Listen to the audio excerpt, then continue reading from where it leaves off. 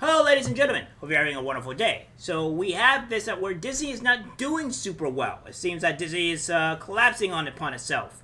And what I mean by that is that Disney theme parks surprisingly empty this summer as ticket prices remain high. Walt Disney World and Disneyland have seen significantly shorter wait times to get on rides. A sign that visitors are staying away this summer as the Mouse House struggles to attract guests, apparently put off by the extra bite ticket prices, according to the report. Data from the analysis firm Touring Plans shows that smaller crowds have descended on the Walt Disney Company's U.S.-based theme parks as well as its competitors, according to Wall Street Journal. The thinning traffic is bad news for the entertainment giant, which is in the midst of a $5.5 billion cost-cutting spree that has resulted in layoffs across its division. Touring Plans, which measures wait times through information posted by Disney Parks on their mobile apps, compiled data comparing the average wait times for rides for the four Walt Disney World parks in Orlando, Florida. In 2019, the average wait time to board a ride in the Magic Kingdom was 47 minutes. The pandemic hit 2022, so the wait time shrank to 31 minutes. So far this year, the average wait time is 27 minutes. Wait times for rides at Epcot, Hollywood Studios, and Animal Kingdom follow the same trajectory, according to Touring Plans. Hollywood Studios, which features Disney stars attractions, saw its third slowest day of the past year of the 4th of July, according to Touring Plans. Jimmy Brown, a Walt Disney World annual pass holder who lives in Celebration, Florida, told the Journal that she visited all four of the resort's theme parks during the peak week of July 4th. Brown said that she managed to easily patronize attractions that are normally in high demand, such as Spaceship Earth and Topolino's Terrace Restaurant. I couldn't believe how light the crowds were, Brown told the Journal. The travel agents and industry analysts say the combination of high theme park tickets, Florida's sweltering summer heat, and the allure of visiting Europe and the other foreign destinations could explain the downturn in the foot traffic at the Mouse House. No, I don't think that's the case.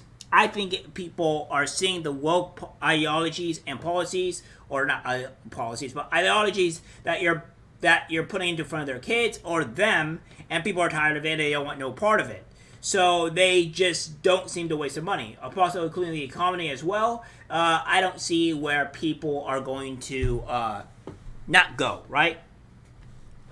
It's just like, if you guys keep on pushing this type of ideology and other issues onto other people, obviously they're not get it.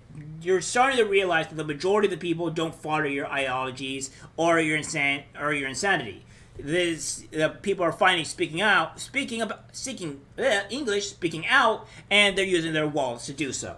The Post that saw its comment from this Walt Disney Company earlier this year. Disney CEO Bob Iger, who returned to helm the company following the turmoil reign of his hand-picked successor, Bob Chapek, rolled back some price hikers at his theme parks while reinstating some free services that were available to visitors. Chapek had scrapped this free service in 2021, charging Disney World annual pass holders to download photos, snap during rides, and meet and greets with Disney characters. Disney increases the number of days that 104 tickets will be available, while decreasing days it will charge its highest price tier, $139 for adults. It also scrapped the parking fees initiated for guests at Disney-run hotels who drive to the theme parks. Disney angered visitors in 2018 when it started charging between $15 to $25 per vehicle per night. In fiscal year 2022, Disney theme parks generated $27.7 billion in revenue and $7.9 billion in profit, topping their pre-pandemic performance in 2019, $26.2 billion in revenue, $26.8 billion in profit.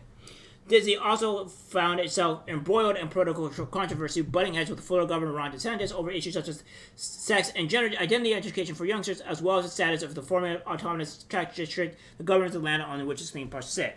Yeah, so it's also not going to go too well. We have this as well. Disney is struggling at the box office, but Snow White can still save itself. Now, as we did before, we have announced that Snow White is now, the real Snow White has been released, and she is now a Latina rather than being an actual, white character.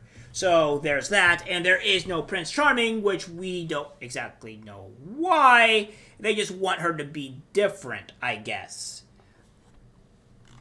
So that's what they're hopeful is. They're hoping that Disney is trying to qualify, so they're hoping that it can still save itself. I don't think it can, because they have officially ruined that ability to save itself. Consider their all the other things that they've done. Now they could completely do a recast of all the characters and redo the whole storyline, but I don't see that likely happening. So Snow White has completely obliterated itself. Nice to know that Timothy Donahoe, that you are now just put a foot in your mouth. And then we have this as well, that Disney lost over $300 million after two woke kids movies were gigantic box office bombs. Yeah, and that's no surprise here.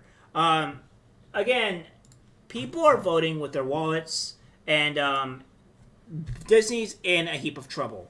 They're having to remove all of these people, doing massive layoffs. It's not going good. And I think that Disney needs to start doing something a bit different. But as Eric D. July has said before, a lot of these movies that this upcoming is pretty much set in stone and planned for 2024, 2025, 2026, and it's just not going to go well. I think I think that they're all doomed. I don't think there is a feeling of superhero fatigue. Mostly because you have My Hero Academia, which is pretty much a superhero anime, and people love that. So I don't know if that's really a fatigue, but I think what's going on here is that the writing and all the stories are just terrible. So again, I don't know what to say, but I don't see much coming out of this. Disney's in the heap of trouble. I see this as being a horrible, horrible way of Disney going to go out. And yeah, we'll see what happens. Alright guys, that's it for the video. Like, subscribe, share. As always, take care.